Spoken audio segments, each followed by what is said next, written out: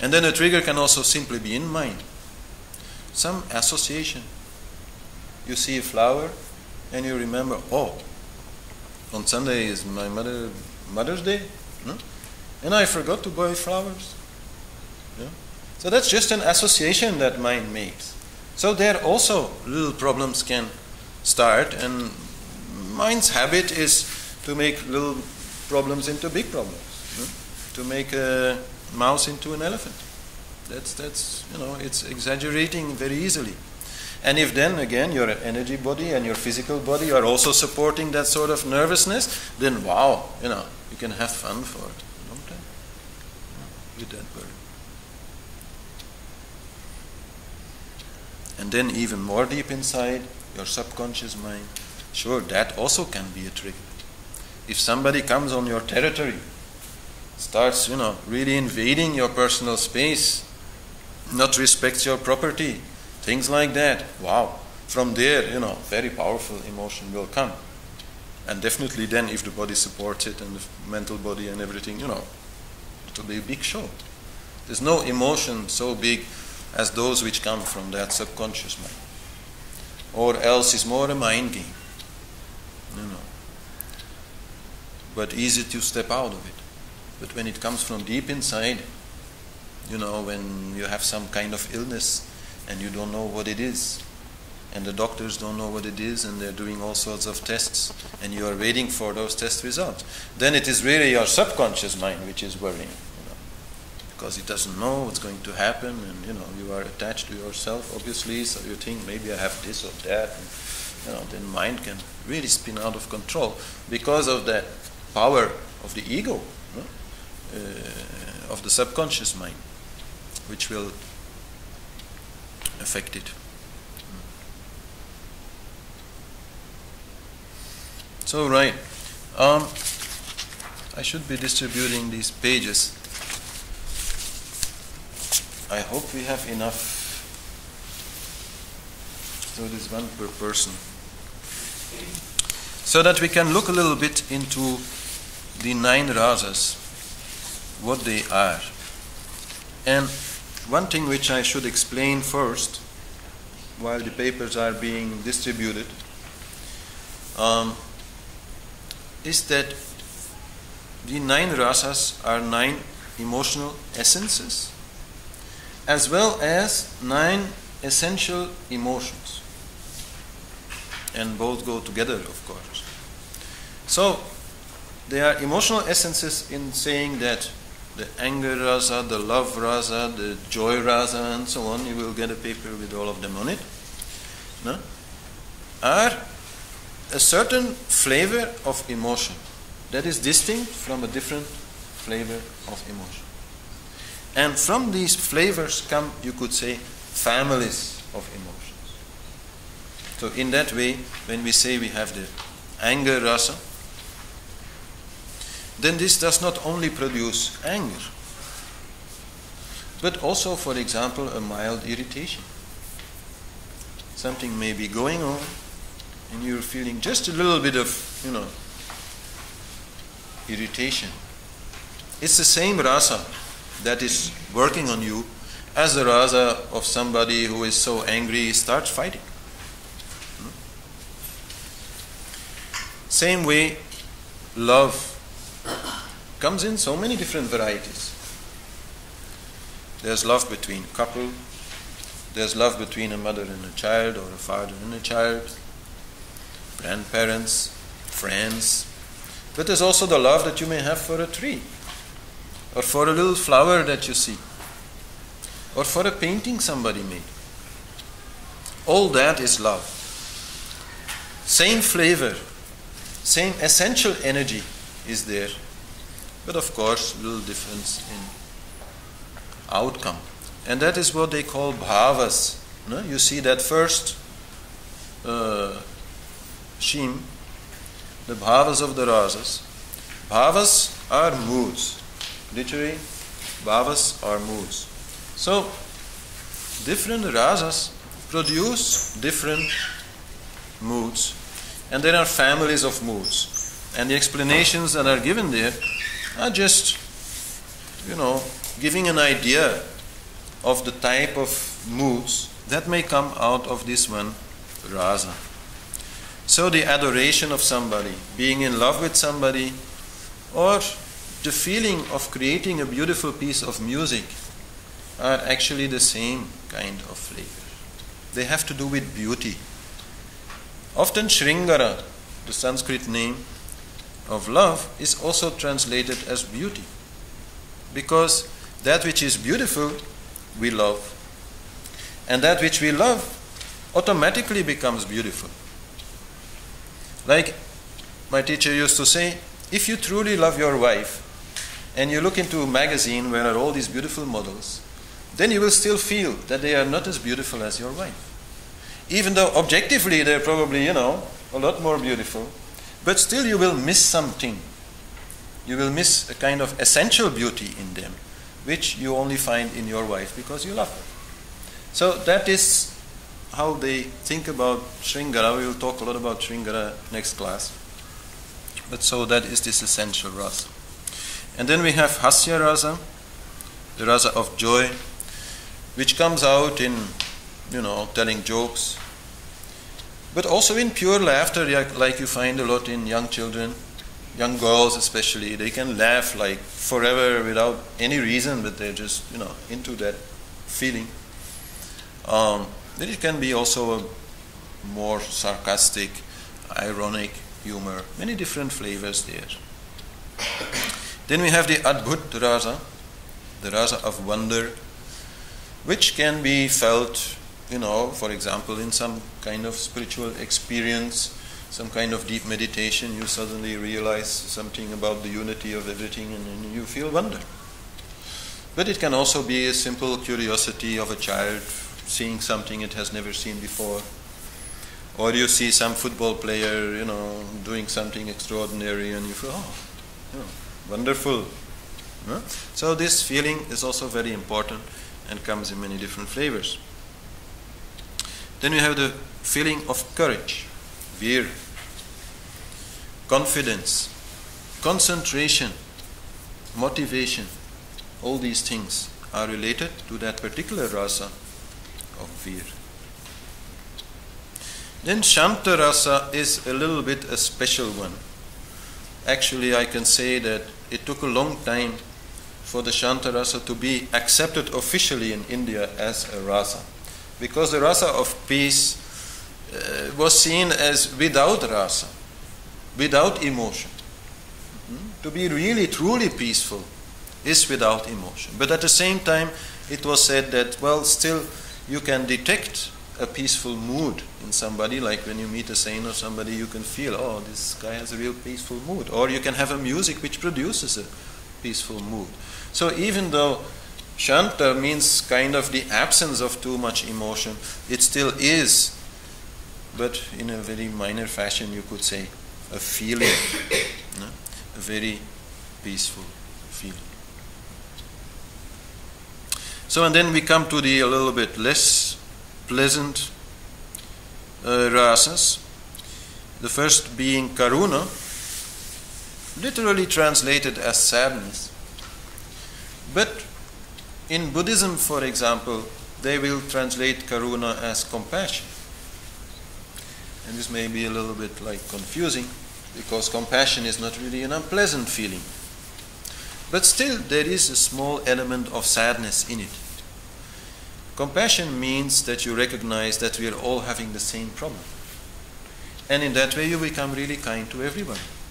Everybody becomes, part of the same crew. That is compassion. We are all on the same boat.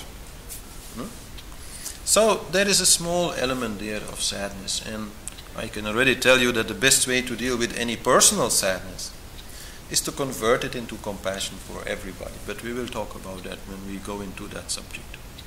And then there's some other forms like feeling sympathy for somebody or pity for somebody. But pity and compassion are not the same. If you see somebody with only one leg, you mean feel pity for that person. The poor guy's only got one leg, but maybe the poor guy is in much better state than you are. It's perfectly possible.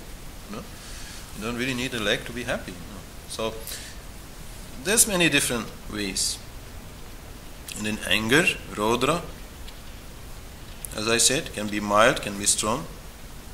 Fear also, Painak. Painak, can come as little worries or real fear. There's not so many lions around anymore, so usually we can go out in the street even at night without really being fearful. Although in America that's already like a little different. In many places in the world it's still quite dangerous out there. But most of us mostly worry, which is a little different but still same rasa. And then the last one, vibhatsya, can be translated as disgust. It is actually the most unpleasant of all these rasas. It is what you feel in depression when you are dissatisfied with yourself and everybody else. If you are dissatisfied with everybody else, then you are just angry. But if you are dissatisfied also with yourself, then you are not angry, then you are disgusted. And from that, a lot of, depressive behavior comes. Usually then, you're only good to watch TV and eat sausages and drink Coca-Cola or whatever. So then also adharma comes, meaning you are doing things you don't really want to do. It's not really good to do them, but you still do them out of this disgust. You don't go to work even though you know you should. You're not friendly to your wife even though you know you should, but you're just feeling disgusted. It can even lead to very vulgar kind of behavior if it is going very, very deep. So these are those bhavas of the 9 rasas.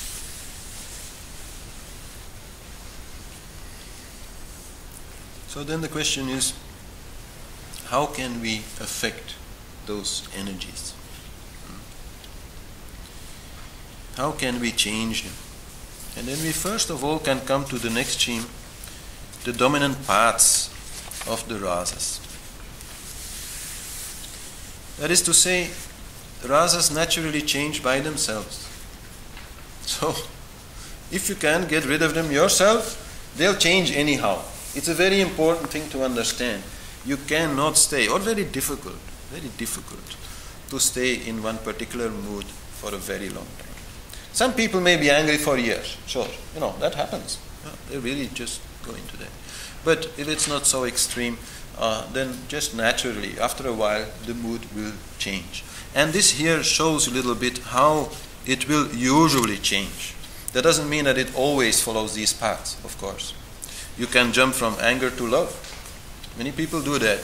Make up sex, it happens all the time. So, many possibilities are there. You are free. No?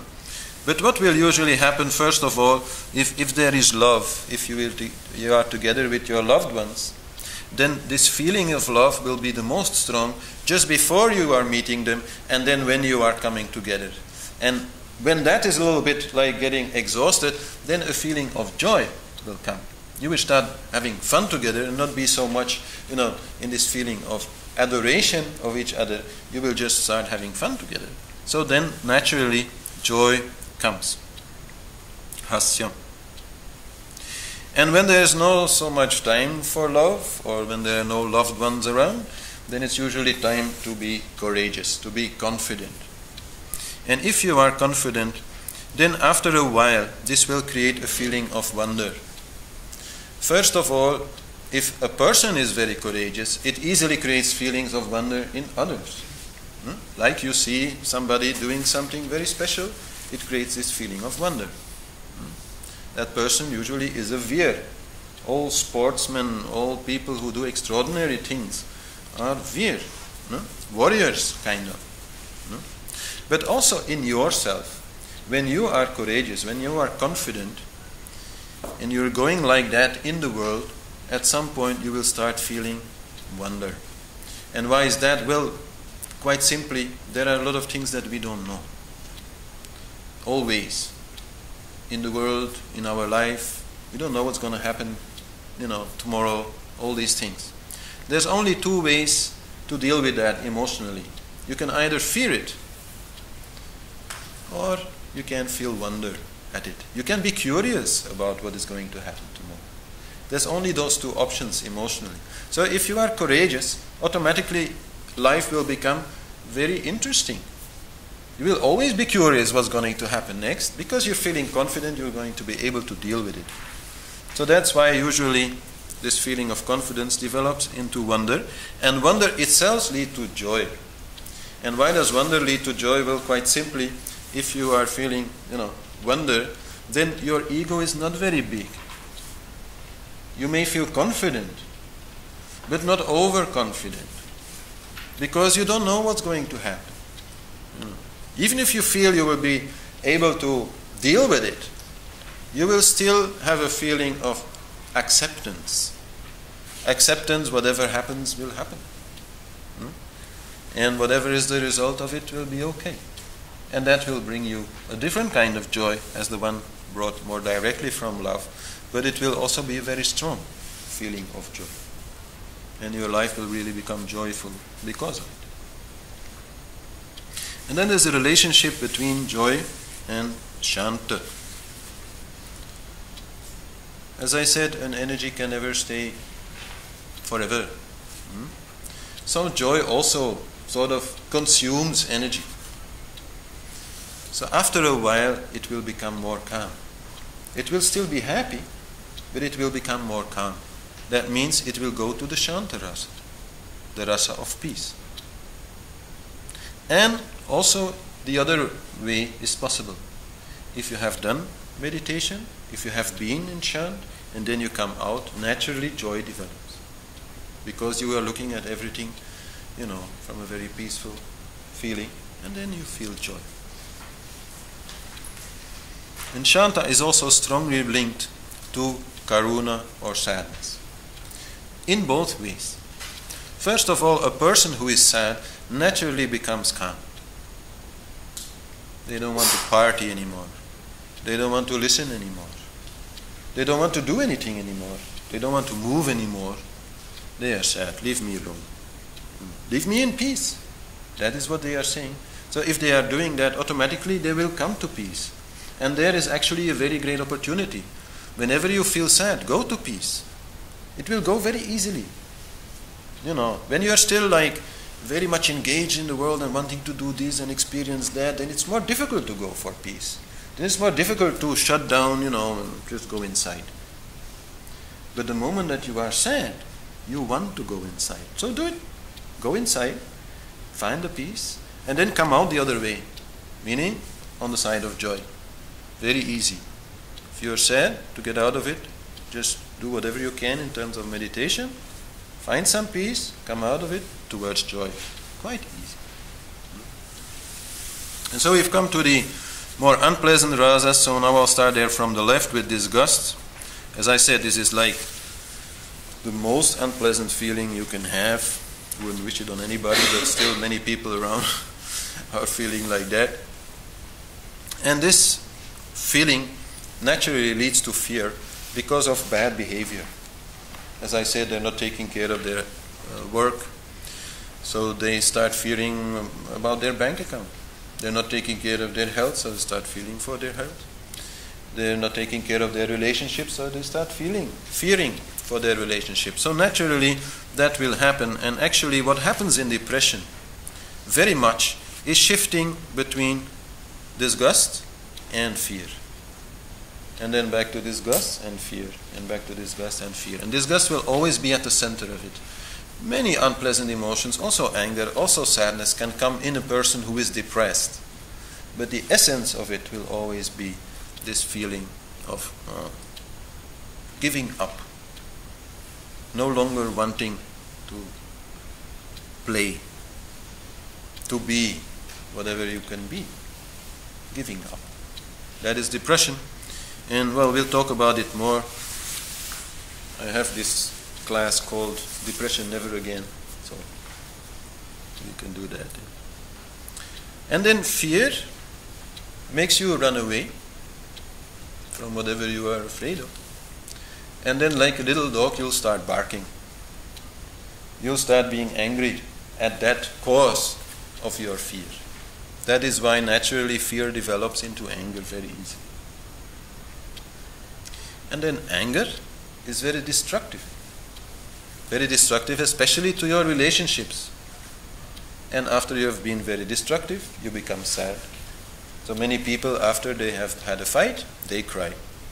Because of the hurt which has been created. Because of the things they have said to each other. That's, creating this sadness. So, that is interesting to know. If you are working with your own moods, to know a little bit these relationships, these paths of the rasas. And also is the next one, that is the relationships between the rasas. I have to explain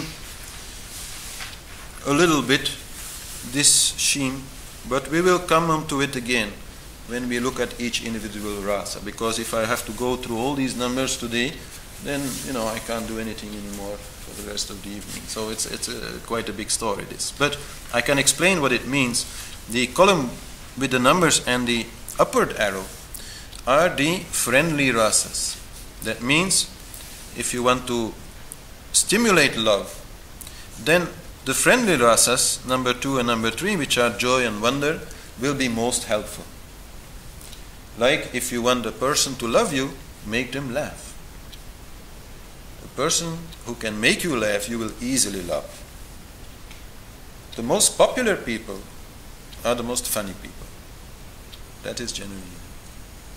And then an element of wonder also definitely will increase love. Like a lover may, meet his beloved and then say, "Oh, last night I had a dream of you. And you were doing this or that." Or the beloved might even say, "Oh, yes, I knew you were coming. I could feel it." This sort of creation of wonder, an element of, strangeness, you could say, will add to the love. So this is a friendly rasas. And then the downward pointing arrow are the enemy rasas. The enemy rasas will destroy, or at least reduce the rasa. So love is actually here damaged by all unpleasant rasas, by sadness, by anger, by fear, and by disgust. They don't go together with love. And then the last column are the opposite rasas, the actual opposites. And that I would like to explain a little bit. Love has number 7 as the opposite rasa, which is anger. You either love something or you hate it. Those are the opposites. Joy has as the opposite number 6, which is sadness. You are either joyful or sad. You are either happy or unhappy. Essentially, and that is also seen on the sheen before, you either choose between sadness or joy. And all else is just flavors of it. Then wonder is the opposite of fear, as I explained. You can only do 2 things with the unknown. You can fear it, or you can be curious about it. And courage is thus not the opposite of fear, but actually the opposite of disgust. Either you drop the challenge, you feel you are unworthy, and it's no use, and you don't want to do it, or you have the courage to say, "Yes, I'm going to take the challenge that is in front of me." So in that way they are opposites. And Shanta has no opposite. Shanta is opposite to everything in a way, because it is near us. Yeah. So here already you feel there are a number of things you can work with, and especially also in relationship to other people. If you start knowing this, and you find a person who is angry, you can very easily see on the scheme how you can reduce that anger, how you can remove that anger by playing another emotion. But as I said, it's a long story. We will talk about it when we deal with the individual rasas. Then one other very big way to change your mood is through the senses. All 5 senses. They are actually not on the paper.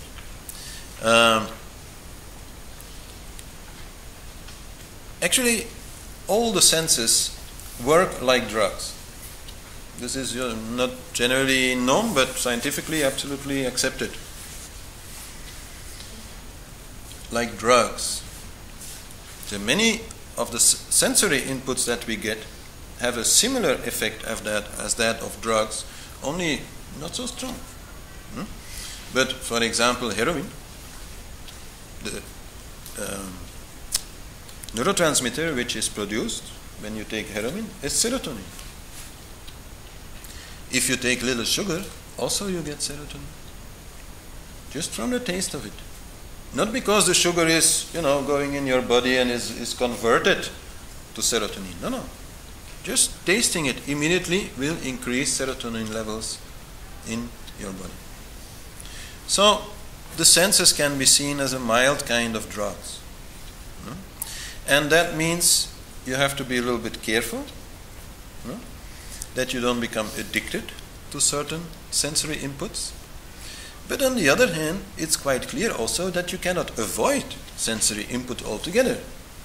You can say, okay, I'm not taking drugs. Okay, that's something you can do. But you can't avoid seeing things, you can't avoid smelling things, you can't avoid hearing things. And that is actually what culture is about. Or a big part of what culture is about. Of what art is about. Of what music is about. It's about creating a sensory environment that is producing happy feelings. And every culture in that is different. And actually every person in that is different. Like when I was a lot younger, I used to love punk music. Sex Pistols, Stranglers, Johnny Rotten, Sid Vicious, very hard, harsh music. According to Indian science, very bad music. Creating very unpleasant emotions. But still, in me, I don't usually put this on, but if I hear it by chance on the radio, it'll give me a very good feeling. Because I loved to hear that when I was young. A lot of our personal taste is actually created at the age, like in puberty. 14, 15, 16, that sort of time. A lot of taste is created. And it is good to know, there's another thing which I learned somehow, I don't even remember where, but it's English custard, which is like a sort of vanilla pudding, but particular taste it has, English custard. I just love it. So I always have that in my cupboard. Whenever I don't feel very well, I can make a little English custard. Nothing wrong, it's good food. It's vanilla pudding. And I know it will really give me a good feeling. So, you have to understand that there is this effect there and start using it to your advantage. Without overdoing it, of course. Without becoming too much dependent on it. But still, a little music can do miracles. It is so powerful. Music works on the Akash element, the element of space, the closest to the mind. So, with just a little music that you put on, or if you can chant yourself, even better, wow, it can change your mood so quickly. You're really feeling sad because something really, like bad happened. Put on some music and, just after 5 minutes you will start wondering, where did this sadness go? So, to understand this, to learn to work with it, to know what you like, to know what other people around you like is also important. Is very powerful. And then, as I said, chanting yourself is a massage of your whole system. A sound massage. Because if you're only hearing it, then it's only, a little massage here of your eardrum and of your mind, who can listen to it. But if you are singing, then all your body cells, your whole nervous system, your spine, your bones, everything will start vibrating with that sound. And that sound will have its effect there, and you will have a very deep effect. So singing, very, very important, even if you're not thinking you are a good singer or something. No, it doesn't matter. It doesn't matter. Singing, letting out the emotion, that is also a part of culture. It's not only about creating things which then other people will feel, this is giving me something. No, the creation itself is giving you something. That is the most important thing. Any good artist will know that. If he likes it, he doesn't care if the whole world thinks it's stupid. Because to him it gives a really good feeling. So we all have our things like that. Everybody has a talent somewhere in there. So if you have it, develop it. Like many hobbies are like that. You know. So hobbies are important. Don't think because now you're very spiritual that hobbies are no longer important. No. You know, hobbies are important because they kind of feed your emotional system with juice.